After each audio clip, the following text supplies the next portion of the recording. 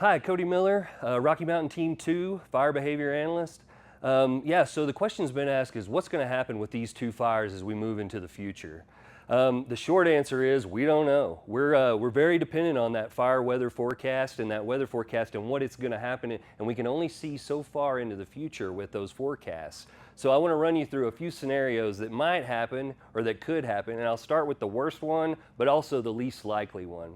So right now we're in this trend where we dry out a little bit and then we get wet again.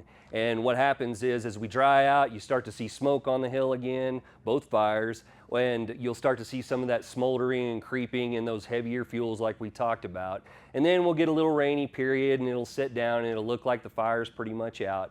And then it'll dry again, and then here this is the pattern that we've been seeing. So if this continues through time and we make it far enough into the season to where we get a hard freeze and it cures all those grasses out, the aspens drop their leaves, then that opens up that, and we don't get any moisture either, not any wetting rain or anything that goes along with that hard freeze. That will open up a whole new fuel type that's out there that'll be available to burn. Now, that to us is probably the least likely scenario.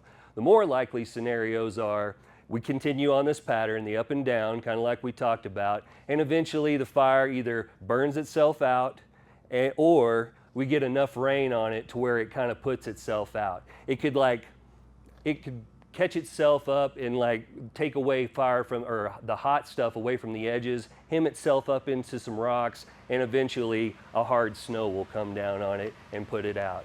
Now, any of these scenarios that do happen, we'll keep good communications with the community, our team, the next team that comes in, so that we can take the appropriate actions when needed.